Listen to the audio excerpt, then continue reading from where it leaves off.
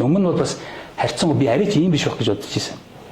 Тэгээ одоо сая ингээл жагсаал цуглаанууд хийж гин тэгэл тэрний эсрэг зохион байгуулалт чанаруудыг бүгдээрингийн төлбөртэй хаанаас тэр мөнгүүд нь гараад байгаа өндөр дөнгөөр 30 мянган доллар 300 сая төгрөг тэгэл ийм мөнгөөр жишээлбэл дуу хоолойныг худалдаж авч хааж тэгээд эн чинь бол байж болохгүй байхгүй арчсан нийгэмдэр хэлэх ёстой гэж бодож байна. Үндсэн хуулийн дээр улсын их хурлын ард түмэн төрийн эрх мэдлийг одоо улсын их хурлын гишүүд төлөвлөлийн байгууллагуудаараа дамжуулж одоо засгийн эрхийг барина гэсэн ийм утга агуулга байгаа.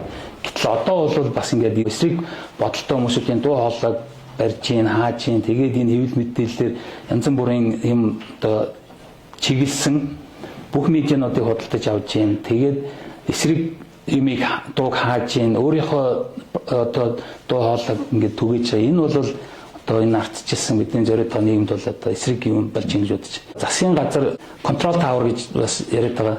Ер нь бол засгийн газрыг энэ төрийн ордонд биш Гэргэгийн 15 давхарт бас удирддаг болоод судалж байна. Тэр хар вишингийн 15 давхарт бүх улсын намуудын удирдлагууд тэгээд одоо шиг намууд боингийн жагаагаас ахуулаад одоо тэгэл бүгд л одоо намуудын удирдлагууд сайд нар бүгд тэнд очиж одоо даалгавар чиглэл авдаг. Эсвэл тэнд очиж кино эвлүүлэг найруулга хийдэг ийм болж байна. Тэгээ энэ бол бид нар бий бол байж болохгүй гэж бодож байна.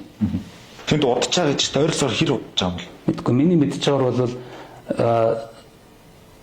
сонгуулийн үеэс ямарсан миний мэдж би өмнө одоо тэр улс төрмөстөр ойрхон байгаагүй учраас сонгуулийн үеэс ямарсан л тэр хар вишингийн 15 давхарт бүгд л цуглаж асуудлуудаа ярьдаг.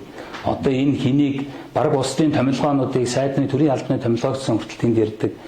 Тэгээд тэрэнд хэнийг дайрах уу, хэнийг харлуулах уу гэдэг юмнуудыг кино зохиолуудсан бүгдийг тэнд бичдэг. Тэгээд ийм байж болохгүй шүү. Цөөхөн идэвхэн хүнээс одоо жишээл бүхэл улсаараа ингээд жишээл ингээд айж чирсэн. Өнөөдөр намагч юм уу, өнөөдөр өөр одоо энэ залуучуудыг оруулж чаж гэсэн. Тэгээд нэг өдөр яг эн чинь хомигцоор байгаад ямар ч агааргүй бол эргчлөөгүй бол тэгээд бид нар энэ төлөө бас одоо тодорхой хэмжээнд бас дуурах хэрэгтэй байна гэж бодчих. Өмнө нь бол бас харьцангуй би арайч ийм биш байх гэж бодож байсан. Тэгээ одоо сая ингээл жагсаал цуглаанууд хийж гин тэгэл тэрний эсрэг зохион байгуулалт чанаруудыг бүгдээрингийн төлбөртэй хаанаас тэр мөнгүүд нь гараад байгаа өндөр дөнгөөр 30 мянган доллар 300 сая төгрөг тэгэл ийм мөнгөөр жишээлбэл дуу хоолойныг худалдаж авч хааж тэгэл эн чинь бол байж болохгүй байхгүй арчсан нийгэмдэр. Тэгээ энийг мэдх хэсэг нь мэдж байгаа. Ер нь бол ихэнх нь мэдэхгүй байгаа. Тэгэхээр энэ бол би бол одоо яг иймэрхүү асуудал дээр тулгараад чимэггүй байх ёстой энэ дээр чимэггүй байсан гүүгээл одоо дайрч тавьшилж байна. Тэгээд тэр нь төрийн байгууллагуудыг бас дамжуулж ашиглаж байна. Зарим нэг мэдээллүүдийг бол хүчний байгууллагууд гэсэн би зохион байгуулалтаар буруу мэдээлэл одоо шийдвэр гаргах хүмүүсүүд явуулдаг ч гэдэг юм. Иймэрхүү асуудлууд бас сонсогдсон. Тэгэхээр би бол одоо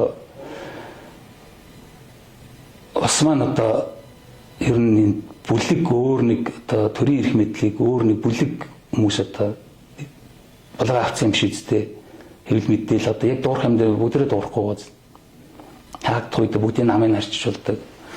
Тэгэхээр ийм байж болохгүй л гэж бодож байна. Бид нар бол энэ чинь үлдэх үр хөвгт байна. Бид нар бол үхэл одоо яваад өнгөрнө. Тэгээд энэ нийгэм чинь цаашаа үргэлжлээд явна. Бид нар цаг хугацааны зөвхөн нэг жижиг хэсэг байдал чинь бүтээр нь цаг хугацааг эзлэх юм шиг ингэж аягуулж болохгүй гэж би бодож байна.